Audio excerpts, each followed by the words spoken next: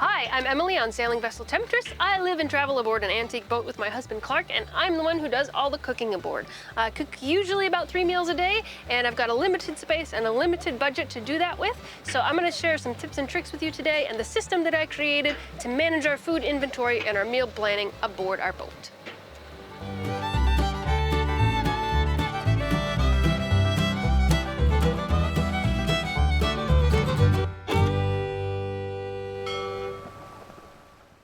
Managing the kitchen or the galley on a boat is a little bit more work than it is on land in a house, partly because it takes so much effort to get to the grocery store for us, and things are a little bit harder to find around the boat. It's a lot easier to lose track of what you have in the fridge or what you have in the cupboards and to waste food.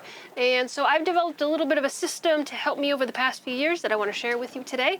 You can buy this system for pretty cheaply online. I will include a link to the description below, but if you're one of our patrons, you can get it for free, and you can print it off yourself at home, or you can take it to your local Office Max or Staples or whatever office store that you have and get it laminated and use it dry erase like I do, whatever you'd like to do.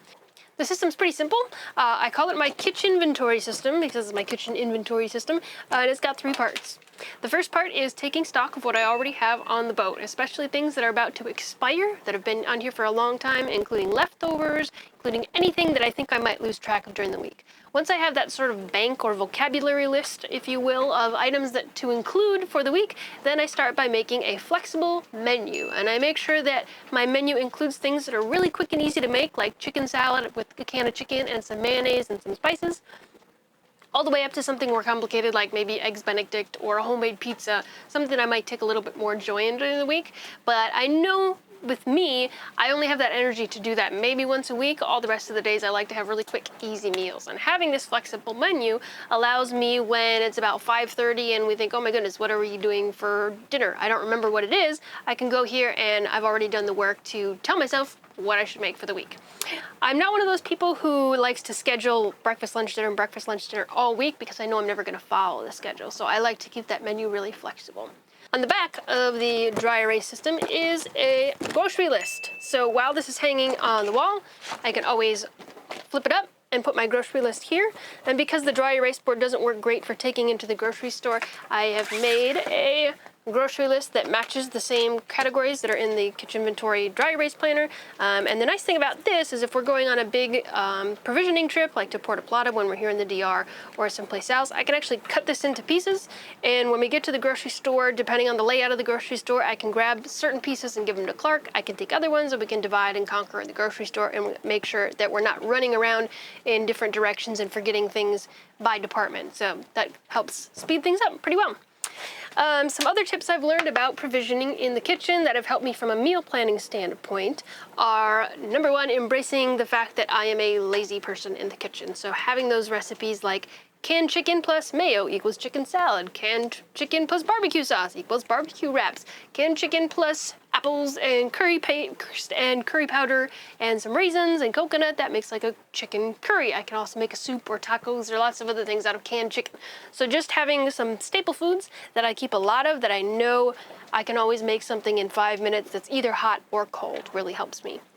Another thing I like to do is set alarms in my phone. So I literally have an alarm at 11 o'clock that says, what's for lunch? So if I'm in the middle of editing a video or working on a project, I stop and think, oh, do I need to take something out of the freezer? Should I check my list? Do I have an idea of what I want to make? So it makes it really quick and easy. I also have one at 3 o'clock that says, what's for dinner? Because I often need a little bit more time to prep for dinner.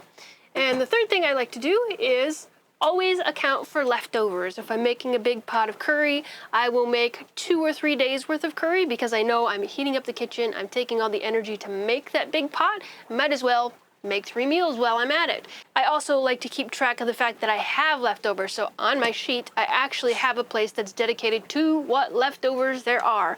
And under lunch, under the menu, I always put the word leftovers because it's very likely that the dinner the night before, any night of the week, will have some leftovers that we can eat for lunch. So alarms, keeping track of leftovers, and accounting for my own laziness are things that have really helped me.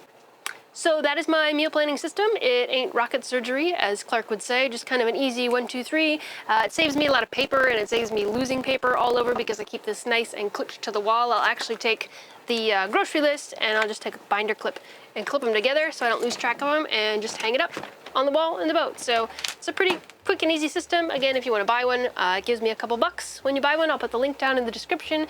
It's through a site that I use to create board game prototypes. So it's not something you might be familiar with, but you can make an account, log in, buy one, and close your account if you want, whatever you'd like to do. And again, if you're on Patreon, check out the link and you can print your own. Thanks so much for watching. I hope you picked up a few tips and tricks that will work for you. If you've got more tips and tricks, leave them in the comments below. If you liked this video, give it a like. If you want to see more content like this every week, give us a subscribe. And if you want a free copy of my system, head over to Patreon, Emily and Clark. Thanks for watching. Bye-bye.